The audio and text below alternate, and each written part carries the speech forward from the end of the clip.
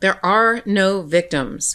That is what Donald Trump has said on page 71 of 80 pages in his new motion that he just filed, asking that the case be dismissed against him after a jury found him guilty of 34 counts of falsifying business records in the first degree in violation of the New York penal law, sweeping conviction all the way down the line of all charges against him.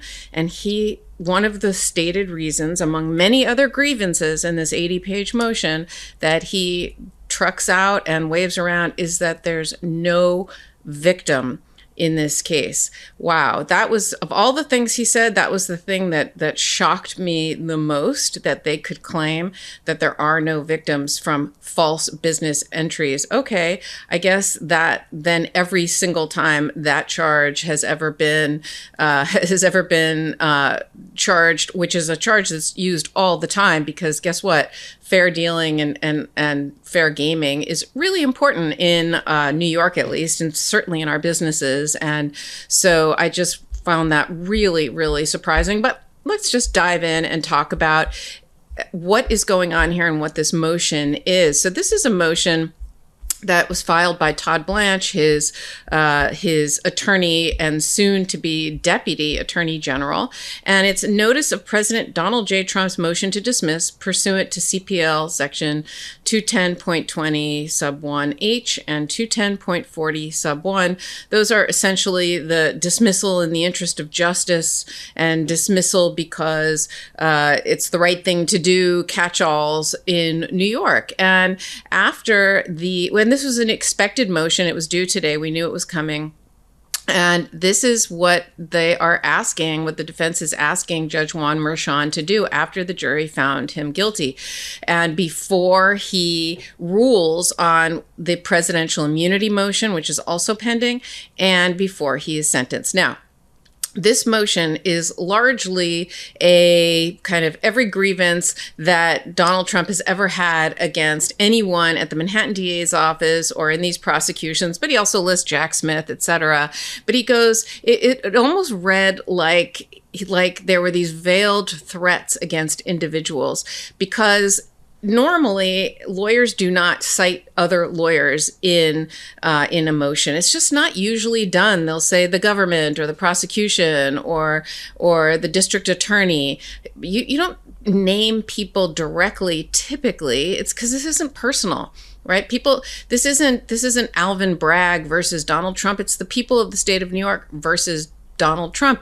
But he's making it personal. And he even cited the names of the individual prosecutors that brought this case against him or that prosecuted him, and made claims about them, about how individually, about things they were doing and their motivations. And I just found it extremely if I were one of them, I'd be terrified. Thankfully, I'm not still a prosecutor, but I would not like that when I'm just doing my job to be called out in a motion and accused of having nefarious purposes. So that part of the motion, I think, was also a little bit of is going to cause some discomfort and consternation, including he also went after very directly in this motion Michael Cohen. And it's almost like they're putting out a hit list of these are the people on the list. This is the grievance list. And given who they are nominating to be head of the Department of Justice,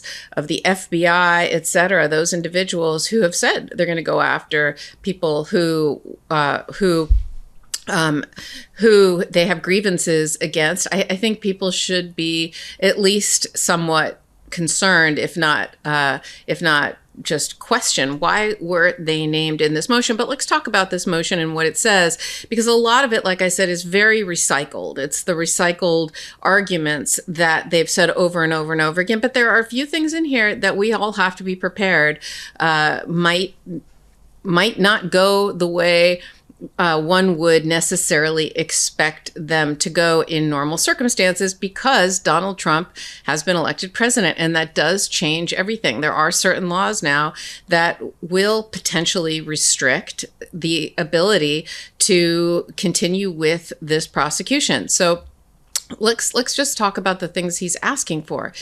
In this motion, he's asking for dismissal. He's asking the judge to interrupt the jury's verdict and to say, you know what? Even though the jury found me guilty, you must dismiss this case. The prosecution has said, why don't we just put the case on pause until after he's president, and then we can continue with the proceedings, because that is an issue once he was elected, right? That's why Jack Smith's case is being dismissed, because you can't prosecute someone who's about to be president or a sitting president, right? And the Presidential Transition Act actually could say that, could make it so that any continuing with these cases right now interferes with this orderly transition of power to the next presidency. And so those are the reasons Jack Smith has discontinued his prosecutions. Jack Smith, special counsel, got a memo, an advisory opinion from the Office of Legal Counsel. Sorry about that. And got an advisory opinion from the Office of Legal Counsel that specifically said,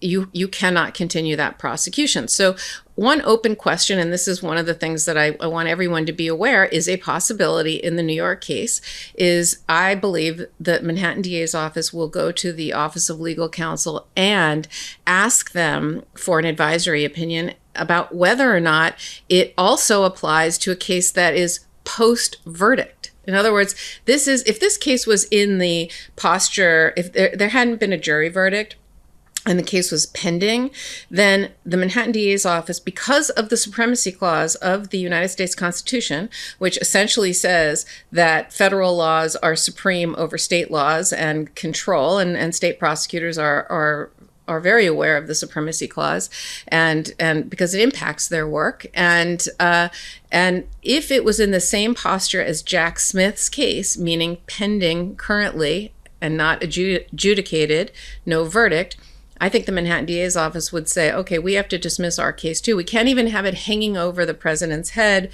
when he takes office, because it would be distracting, and all the other arguments why it is that they can't do it. And they would feel they have to dismiss the case based on the supremacy clause. What's unclear is whether or not it applies to this particular posture that we're in right now. It's post-jury verdict. And that's what they're arguing here. Again, after they did the whole recycled arguments against this prosecutor and that prosecutor and these statements and Michael Cohen and Stormy Daniels and all the things that we've heard a million times. Oh, he even talks about the judge and the judge's daughter, all the reasons why this, that this prosecution should never have been brought, and everybody's biased against him. And the one thing they didn't say was the jury, which, they're the ones who heard the evidence and made the decision. But okay. And they had an opportunity to cross-examine every witness, but yet somehow all these people did this against him. But you got 12 people to agree on all 34 counts unanimously beyond a reasonable doubt. Okay, that's what a criminal case is. It's unanimous. It's not some of the jurors. It's not most of the jurors. It has to be all 12. When was the last time you got 12 people to agree on anything, let alone beyond a reasonable doubt? The evidence was overwhelming. So this is the argument they're making, right? They're trying to distract from the evidence and say, oh, it's bias, it should never have happened, and the judge's daughter, what does that have to do with anything? Who knows? So those arguments don't hold water. There's another thing they mentioned in this motion that I've always said was a serious issue, which is this former prosecutor, his name's Mark Pomerantz, who was, I was at the Manhattan DA's office for 30 years, never met him, never worked with him. He was brought on, I think, while I was still there, but it was I just never had any interactions with him that I can remember. But it was at the tail end, right before I left, and he was brought on to work on this case. He volunteered. He didn't get paid, whatever. But what always concerned me was that he wrote this tell-all book that was really just such bad judgment from, if if he's really this great prosecutor, such bad judgment to write all of his thoughts and musings and opinions about a pending investigation, about an investigation that didn't go anywhere. He leaked his resignation letter. And lo and behold, this book that he wrote and published and went on a media tour afterward, criticizing Alvin Bragg and talking about the investigation, sure enough, it is many, many, many pages of this motion that Donald Trump is using to show the bias against him. Who could have seen that happen? I can't imagine.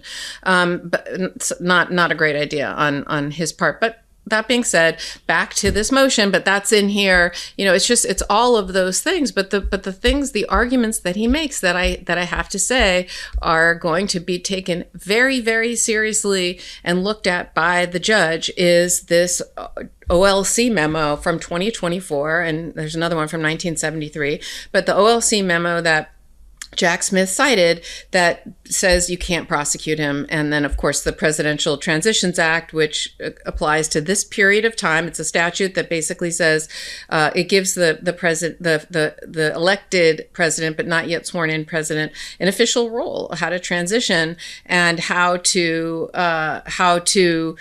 do it so that it's orderly, right? He's saying, it even affects this too, and the Supremacy Clause applies, right? And so that's a big open question that I think Judge Merchan is going to have to look at. And I think that the Manhattan DA's office is also going to be advised. Their response to this is going to be largely advised by the Office of Legal Counsel, where they're going to say, does it apply to this post-verdict stage? If so, there could be a situation where they're left with no choice but to dismiss this case. Now, I don't think they will, because I don't think it applies to this. I think they'll ask that it be put on pause, and the Manhattan DA's office, I believe, will ask Judge Merchan to not dismiss this case in the interest of justice. Again, one of the reasons in the interest of justice that they cite is that there are no victims. I mean, again, that was the thing that I thought was really was just really not a strong argument. They said the case was weak. They said no harm resulted. The charges aren't that serious. They don't override presidential immunity, that there was misconduct, that it would improve public confidence if they dismissed this case and would benefit the public welfare, et cetera. I mean, just all those are the types of arguments they made. I don't think any of those hold water. I do think the Office of Legal Counsel and what they say and whether or not this can continue is going to factor strongly in Judge Merchan's decision. And then the next question will be, let's say Judge Merchan does not dismiss it and says it does not apply to this stage, this end stage, and then Judge Merchan is going to have to decide whether to press pause and wait until the after he's president to continue with the presidential immunity motion and sentence. Two things that will never happen before he's president, just FYI to everybody, neither of those things. Or he will, or one of the things that Trump asked for was 2 weeks to seek a stay from the federal courts. They are going to go and appeal whatever the judge decides here. They're going to try to stay, meaning they're going to if the judge doesn't dismiss the case, they'll appeal it, and they will seek a stay in federal courts to stop the judge from being able to render a decision on presidential immunity and certainly sentence. So the sentence is never happening. Whether or not we get to did presidential immunity apply to this case, I don't know if we're going to get to that. It depends on what the judge does here. And all of this is going to depend on what the Office of Legal Counsel tells the Manhattan DA's office. Look, the posture we're in right now because of the fact that he's been elected president and the fact that the United States Supreme Court came down with the presidential immunity decision after the verdict, right? After that, they came up with this new law on presidential immunity. The judge has to apply that law to these facts and see whether any of the evidence that came in would not be allowed in based on this new law because of presidential immunity. And if so, if there was some evidence that was allowed in, which I actually think there was, Hope Hicks' testimony in particular, I think it might be subject to parts of her testimony, or if not all, might be subject to presidential immunity doctrine. The judge will have to rule on whether or not that's harmless error. And he may find that it is. If he finds it is not harmless error, he will reverse the jury verdict. And then they'd have to try the case all over again. Of course, then that would be kicked until after he is president. So, but again, anything is going to be appealed or stayed, meaning they're going to ask that they're going to try to make it so that these things don't happen, unless, of course, there's dismissal. That's the one thing they do think that President Trump doesn't have any issue with. We can litigate that, right? No problem litigating the dismissal part. That we have time for. But anything else would be a distraction. So it's a little bit disingenuous of them to kind of make this argument and say you can't do anything because of what's happening, but you should do this. And we did have time to write this 80-page motion with exhibits. So that's where we are. It's not great. I'm hoping. I think the best case scenario is that everything just gets paused, nothing gets dismissed, and we don't proceed to anything, not even the presidential immunity, because then the case doesn't get reversed. And then guess what? He goes and he becomes president as a convicted felon out on bail in this case. That, to me, would be the thing that is the best case scenario here. But worst case scenario is the case gets dismissed, and we'll see if that happens. And if it does, we'll see if it happens with or without prejudice, meaning they could potentially bring the case again. Who knows? But this is the motion that was brought. It had every single grievance that Trump has ever said about the Manhattan DA's office or about the prosecutions against him. Like I said, a lot of recycled arguments, but there are a couple of nuggets in there of things that real lawyers have to think about and really be concerned about, because the Supreme Court changed the law, and it's not always it's in this particular case, it's certainly not, it's in one person's favor, and that's Donald Trump. So I'm Karen Friedman Agnifilo. Thanks so much for listening. Watch Legal AF every Wednesday and Saturday. Subscribe to the Legal AF MTN YouTube channel. Watch Mistrial every Thursday, and of course, all the hot takes. In collaboration with the MeidasTouch Network, we just launched the Legal AF YouTube channel. Help us build this pro-democracy channel where I'll be curating the top stories, the intersection of law and politics. Go to YouTube now and free subscribe at Legal AF